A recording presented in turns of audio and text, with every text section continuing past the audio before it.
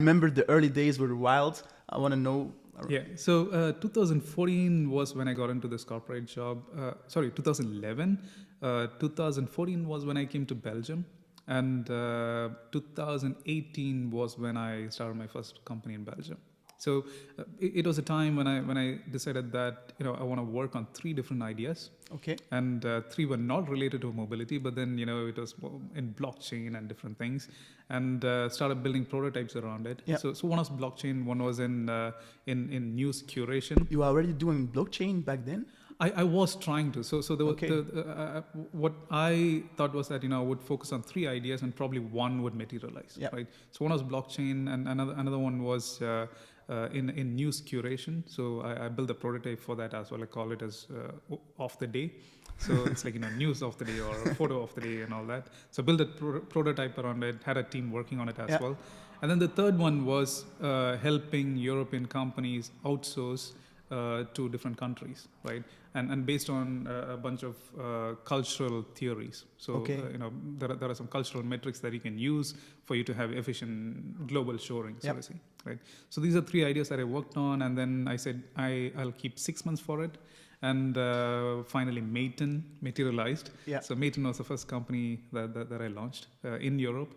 So when working on Mayton, that's how I met Stefan de Hoos. Exactly, yeah.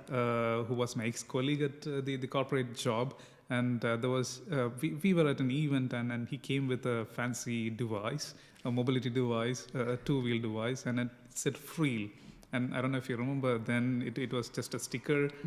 Black text on white. Yeah. And it was just a sticker on a e-12 scooter, right? So I was so fascinated by the form factor, and this is the first time I'm seeing a e-scooter in flesh, right?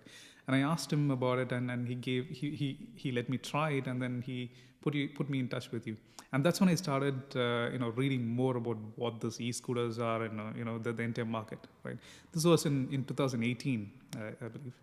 And within Mayton, in the due course of doing business, I met Cedric. So that's my co-founder. And he was working on a company called Click on Bike, which he founded a couple of years ago. Yeah, so they were into bike sharing, and they were at a juncture where they were trying to see what to do next, right? And that's when I met him, and then we sat together and built Emotion Labs. So Emotion Labs is a company that took inspiration from what we built at Click and Bike, which is like building bikes and all that, but then the electronics part of it, the IoT. And then we said, hey, within Emotion Labs, we could probably build this entire stack of electronics and the software stack around it. Not the fleet management system, but the device management system. The communication modules. Then. Yeah, exactly. Yep. Communication module and the software stack around communication modules. Exactly. Right? And that's how I got into mobility. So, it was Emotion Labs and also seeing Freel for the first time. That's how I jumped into mobility. I remember, so when Stefan put us in contact, the first time we met, it was at a coast station. Yeah. And one thing that was very striking after we talked is that you asked me how many scooters I was going to launch in the near future.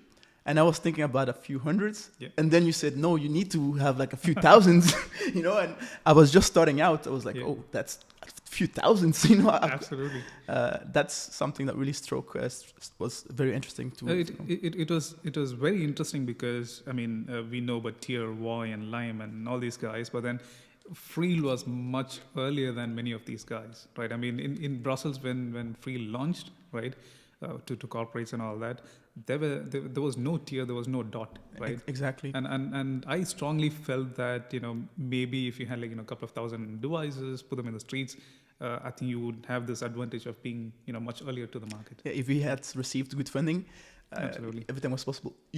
Actually, last night I saw a picture from back in the days with Freel. It was a picture of 6 people looking at an e-2 on the ground. Yeah, another picture. Yeah, you saw it on Twitter, right? And I couldn't believe that back then I was actually, doing demos and having people look at an e-2 scooter like it's like a revolutionary thing. And that was like back in 2018, it's very, very cool to look back on those days. And I mean, like I said, I mean, E12 had the right form factor, even the weight. I think you guys did a good thing with the scooter selection, especially for all the credits to Stefan, because Stefan, mm-hmm. he did the research and okay, yeah, and it was also like new for everybody. I mean, we didn't have all these scooter craze then. I mean, right? It was exciting when you tried the scooter, right? Yeah, It was very, absolutely. and it's a good quality. The E12 was great quality back then. Yeah. I don't know where they went now, but it's a very good personal scooter. Yeah, it's one of the best.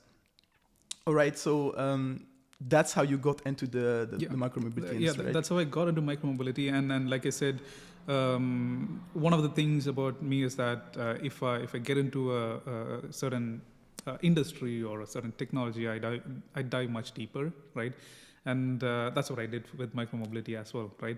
And also, like, when you dive deeper, you learn more insights, and there's no point in you keeping those insights to yourself, right? Yeah, exactly. And the best thing that you can do is like share. Right? Exactly. And also at the start of all this micromobility ventures, I was nobody. I mean, nobody knew me, right? But nobody. I mean, everybody was new, right? Yeah, like it was a great opportunity to really, exactly. have an impact. Yeah. Exactly. And for you to succeed in any industry, you have to create a brand for yourself, right? And there's no better way to create a brand for yourself other than, sharing what you learn, right? And if you look at my Twitter feed or LinkedIn feed, it's all about my learnings, right? I mean, what I learn, I just put it out, right? Exactly. Yeah. And whatever thought process that I have, I just put that out, right? Yeah. So that many others can learn, right? Yeah. And that's something that I also do when I meet people as well. It's not that I hold back what I know. Even if you meet me for an hour, I'll give you so much insights that I learned that it's much better to share exactly without any expectations than there is no point in holding the knowledge for yourself, because like you said, the true value is in learning and learning and learning, right? Absolutely. So absolutely. You need to share the knowledge, and you just need to continue learning. Exactly. And when you have a certain thesis or thought about something, when you share, people actually debate about it. They actually and it can improve, right? Exactly. Exactly. So if you think about my thought process, say 2-3 years ago about micromobility and how it is right now, I don't think it would have matured without me sharing things out in Twitter, LinkedIn, or talking to people. Yeah, I remember you were one of the first, or one of the early people who was consistently putting reports online, talking about the app data. I remember you were one of the early people, like sharing the app data, discussing the app data, the usage. Yeah. I mean, and you were doing it for free. Yeah, and it was my monthly kind of learning experience. So what I used to do is, like, at the end of every month, I think I used to block like 2 days or something to read through every comment that users put on these apps, right? Both on Apple and I remember and Google. Yeah. So I wrote a script to scrape all this data, and then I used to read each and every one and then classify it. It was basically a learning experience for me, right? And so when you know what users want, then you can also build better products, right? Yep. And then I thought, okay, fine, I'm learning more, so why not just put that out, right? So, and I'm pretty sure it did help a bunch of people to shape up, their services. Yeah, exactly. That's exactly what I was going to say, because people listened to you because you would say, okay, most accidents were because of this or that, and people saw it and then improved it. Otherwise, if nobody speaks about it, absolutely, they might not not do anything about it, right? So yeah, and it's an advice to anybody starting companies: go to app stores, read those reviews. It's a treasure trove. Because right? I mean, those are the reviews that matter, right? Yeah. Those are your users, exactly. You're paying users, so yeah. I mean, positive feedback is good, but then what I also concentrate there is all the negative feedback that people give. Not to dwell in negativity, but then you can learn a lot and improve more, right? Well, yeah, you usually improve faster through negative comments, because you can improve what was negative, right? But positive feedback is an affirmation, but then negative feedback is an opportunity for you to improve, right? So I would not want to be in a place where I only have positive feedback, because that means that I'm probably not improving or innovating enough. Absolutely. Then the end is usually near. Yeah. So yeah, I mean, those reports helped me learn as well, and then helped a lot of other people as well, and also created kind of a conversation with a lot of people, right? And which was healthy and good. Yeah, exactly. And what is very important for this industry is the collaborations between different companies, hardware, software. And I know you put me in contact with a lot of people in the early days, and you were really someone who could easily connect with an IoT provider, a software provider, or a hardware provider. And how come you were able to easily connect with, different types of business or industries? Personally speaking, the way I work is that I connect dots. I'm very good in connecting dots, right? So if I talk to somebody and if I had a conversation with somebody else that was interesting, and if I feel that there could be synergies connecting these two people, I always do, right?